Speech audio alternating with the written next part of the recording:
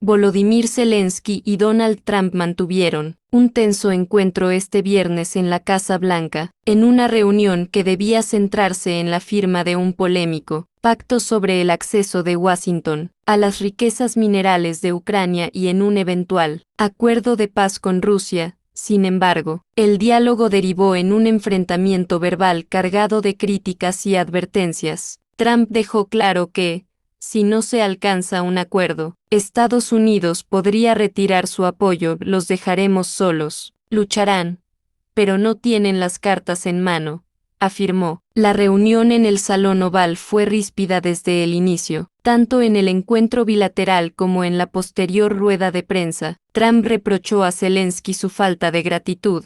No estás siendo nada agradecido, no es algo agradable, le espetó. Además, el presidente estadounidense advirtió que sería muy difícil negociar en esas condiciones. En un mensaje posterior en su red social Truth Social, Trump recriminó a Zelensky haber faltado al respeto a Estados Unidos y le dijo que podría volver a Estados Unidos cuando esté listo para la paz. También lo acusó de jugar con la Tercera Guerra Mundial. Durante el encuentro, Trump subrayó que, sin el apoyo de Estados Unidos, la guerra en Ucrania habría terminado en 2 semanas, y pidió a Zelensky mostrar más gratitud por la ayuda recibida. Tendrías que ser más agradecido. El vicepresidente J.D. Vance se sumó a las críticas, cuestionando si era respetuoso que Zelensky criticara al gobierno que intenta evitar la destrucción de su país. Trump calificó la reunión de muy significativa, afirmando que había aprendido mucho bajo semejante presión. Sin embargo, dejó en claro que Ucrania no está en posición de imponer condiciones y advirtió que, si no se llega a un acuerdo para terminar la guerra, Estados Unidos podría dejar de apoyarlos, dejándolos solos frente al conflicto.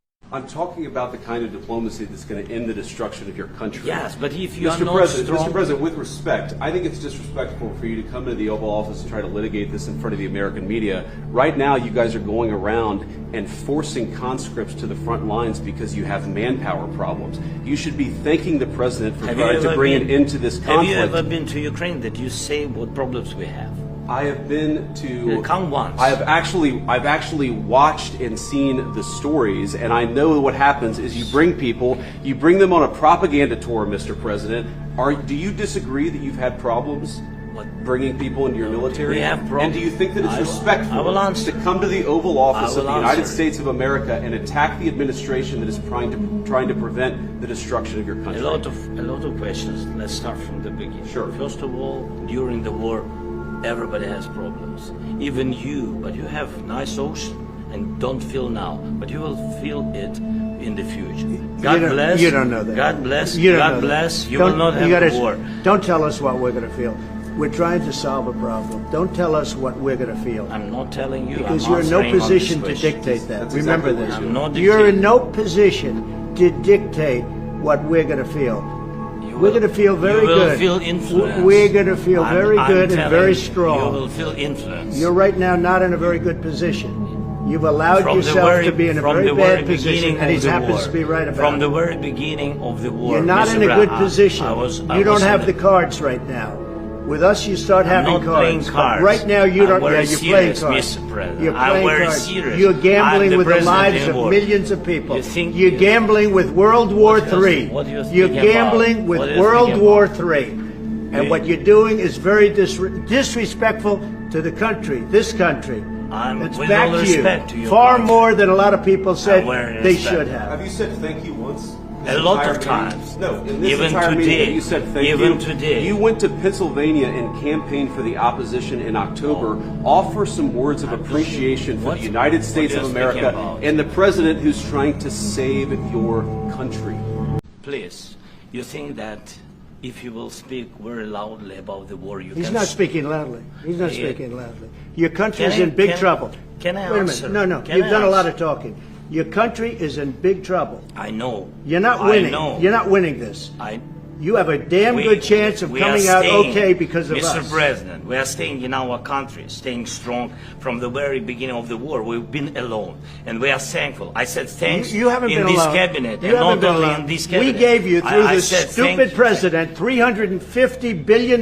You voted we gave for you your military president. equipment, You and you voted men for are your brave, president. but they had to use our military. Yes. What about if you didn't have You our invited military me- equipment, You invited if me you to didn't speak. have our military equipment, this war would have been over in 2 weeks. In 3 okay? days, I heard it from Putin. In 3 days, this is something Maybe new. less. In 2 weeks, of course, yes. It's going to be a very hard thing to do business like this, I tell you. Just say thank you. I said a lot of times thank you to American people. Accept that there are disagreements, and let's go litigate those disagreements rather than trying to fight it out in the American media when you're wrong.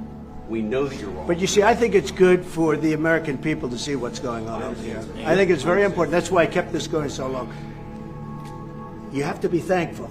You don't have the cards. Thankful. You're buried there. Your people are dying. tell you You're again, running I low know. on soldiers. Listen, Please, you're running Mr. low on President. soldiers. It would be a damn good thing. Mr. And then President. then you tell us, I don't want a ceasefire. I don't want a ceasefire. I want to go and I want this. Look.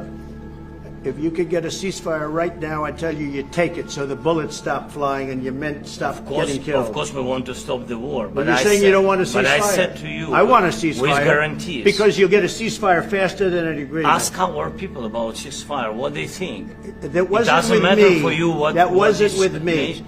It That was wasn't with with you. a guy named Biden, who was not a smart person. This That is was your, with, this that was is with your Obama. president. It was your president. Excuse me. That was with Obama, who gave you sheets, and I gave you javelins. Yes. I gave you the javelins to take out all those tanks. Obama gave you sheets. In fact, the statement is Obama gave sheets and Trump gave javelins. You got to be more thankful, because let me tell you, you don't have the cards. With us, you have the cards, but without us, you don't have any cards.